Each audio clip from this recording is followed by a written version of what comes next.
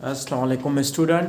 पिछले क्लास में हमने पढ़ा था करेक्टरिस्टिक्स या ऐसे कह सकते हैं डॉट प्रोडक्ट के बारे में पढ़ा था। डॉट प्रोडक्ट है क्या, उसके बारे में, उसकी डेरिवेशंस और एग्जांपल से रिलेटेड। और उसके बाद हमने पढ़े थे करेक्टरिस्टिक्स डॉट प्रोडक्ट के। लेकिन हमने कहा था कि जब भी दो वेक्टर होंगे एक दूसरे के साथ मल्टीप्लाई होंगे तब उन वेक्टर के साथ एसोसिएटिव या डिस्ट्रीब्यूटिव प्रॉपर्टीज फॉलो नहीं होती स्केलर प्रोडक्ट के लिए। लेकिन जब तीन वेक्टर होंगे तब स्केलर के लिए डिस्ट्रीब्यूटिव प्रॉपर्टी फॉलो होगी, लेकिन कुछ कंडीशंस पे। तो डिस्ट्रीब्यूटिव प्रॉपर्टी में क्या होगा, तीन वेक्टर्स होंगे, left and right hand side equal होगी। तो अब प्रूफ करेंगे किस तरह डॉट प्रोडक्ट में डिस्ट्रीब्यूटिव प्रॉपर्टी या डिस्ट्रीब्यूटिव लॉ फॉलो करता है।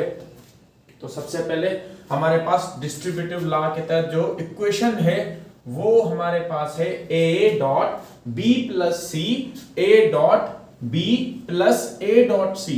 सिंपल वर्ड में देखा जाए तो ये एक वेक्टर है और ये दूसरा वेक्टर है। इस लिहाज से तो हमारे पास कम्यूटेटिव लॉ ही होता है, लेकिन डिस्ट्रीब्यूटिव लॉ अगर मल्टीप्लिकेशन के साथ एडिशन आ जाए तो फिर फॉलो होता है।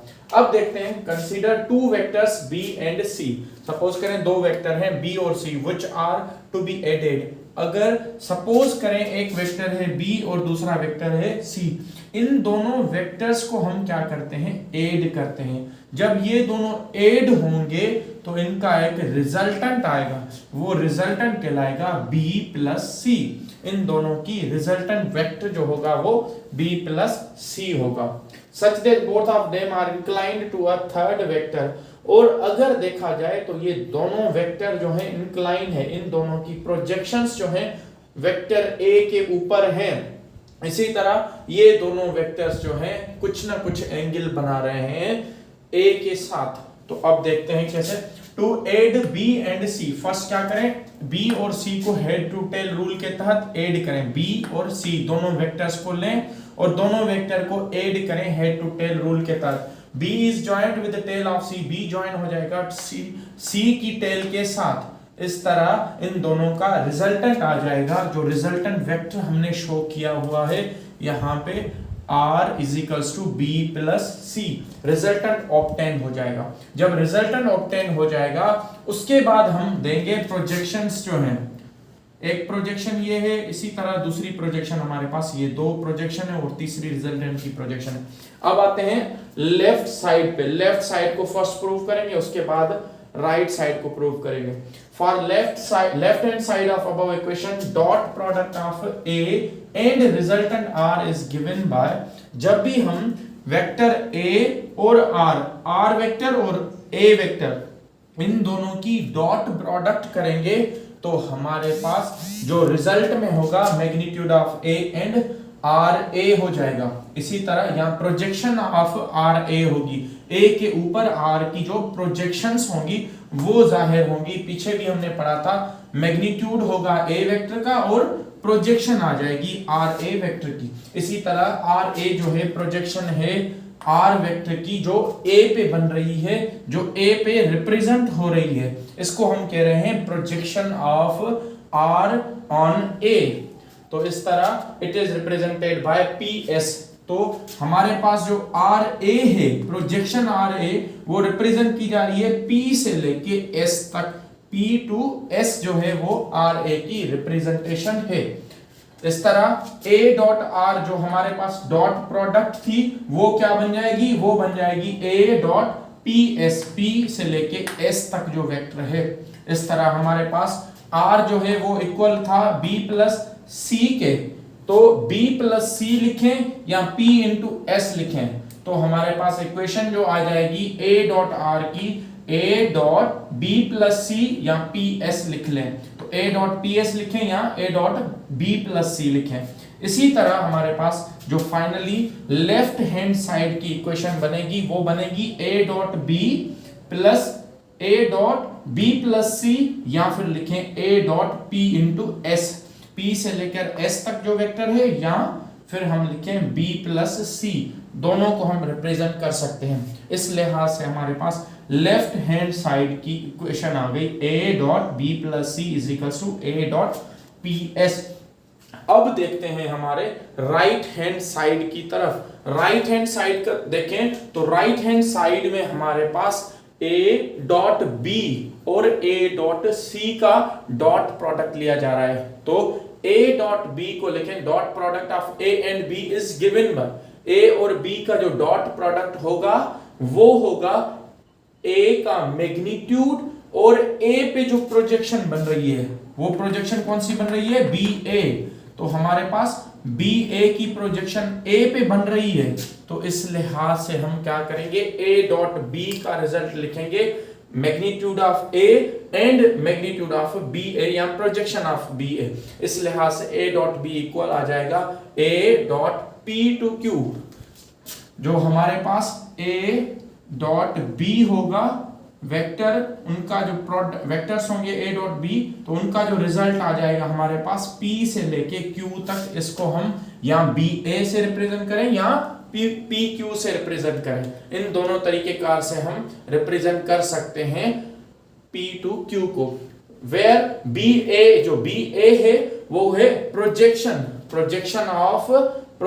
Of B on A, B की प्रोजेक्शन A के ऊपर। इसी तरह ये प्रोजेक्शन जो है रिप्रेजेंट की जाती है PQ से, तो इसलिए हम इसको लिख रहे हैं A डॉट PQ। इसी तरह हम आते हैं दूसरे हिस्से पे A डॉट C पे। तो A डॉट C जो है वो भी अगेन इक्वल होगा A डॉट C कर रहे हैं। अब A डॉट C जब हम करेंगे तो मींस Q से S तक प्रोजेक्शन जो होगी वो हमारे पास होगी CA। A डॉट C करेंगे तो प्रोजेक्शन जो होगी हमारे पास CA, मैग्नीट्यूड होगा A का, इस लिहाज से हमारे पास A डॉट C आ जाएगा A इंटू CA। अब CA लिखें या Q से लेके S तक डिस्टेंस लिखें, दोनों चीजें सेम है। इस तरह मैग्नीट्यूड Q से लेकर S तक आ गया और A का मैग्नीट्यूड सेम रहेगा। इसी लिहाज से A डॉट C आ जाएगा इक्वल A डॉट QS के और A डॉट B आ जाएगा A डॉट PQ के। इसी तरीके कार से अगर देखें तो CA जो है हमारे पास, यहाँ पे जो CA है वो रिप्रेजेंट कर रहा है प्रोजेक्शन C की A के ऊपर जो प्रोजेक्शंस होगी, C की प्रोजेक्शन A के ऊपर जो होगी उसे रिप्रेजेंट करेगा CA। अब आते हैं एक्सप्रेशंस पे जो या इक्वेशंस पे A डॉट B की या A डॉट C की। तो हमारे पास दो फॉर्म्स मिले हैं, A इंटू BA या A और BA की प्रोजेक्शन, और दूसरे में हमें मिला है A और CA की प्रोजेक्शंस। तो इस लिहाज से हमें दो एक्सप्रेशन इन दोनों में मिले, A dot PQ, A dot QS मिले हैं। अब इन दोनों को अगर लिखा जाए A डॉट B की वैल्यू, A डॉट C की वैल्यू, दोनों अगर पुट की जाए तो A डॉट B होगा इक्वल A डॉट PQ के प्लस A डॉट QS के।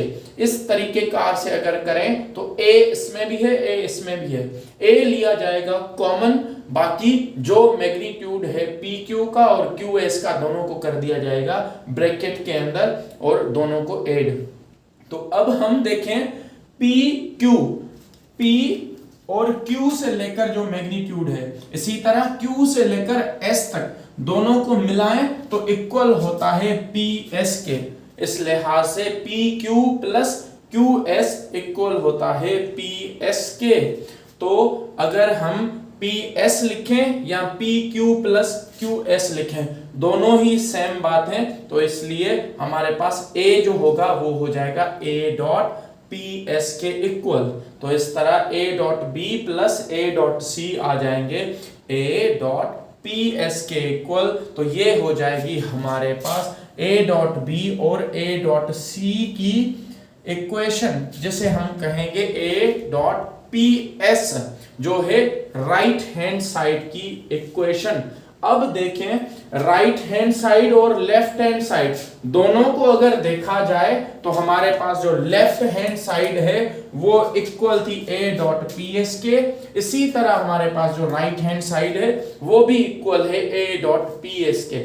इससे प्रूव होता है कि डिस्ट्रीब्यूटिव लॉ या डिस्ट्रीब्यूटिव प्रॉपर्टी जो है डॉट प्रोडक्ट के लिए फॉलो होती है। जब तीन वेक्टर्स लिए जाएंगे प्रोडक्ट में या 3 वेक्टर्स को लिया जाएगा तब डिस्ट्रीब्यूटिव लॉ या डिस्ट्रीब्यूटिव प्रॉपर्टी फॉलो करती है स्केलर प्रोडक्ट्स को, या स्केलर प्रोडक्ट ओबे करते हैं डिस्ट्रीब्यूटिव लॉ या डिस्ट्रीब्यूटिव प्रॉपर्टी को। तो स्टूडेंट्स ये था डिस्ट्रीब्यूटिव लॉ। अगले क्लास में अब हम मिलेंगे क्रॉस प्रोडक्ट से।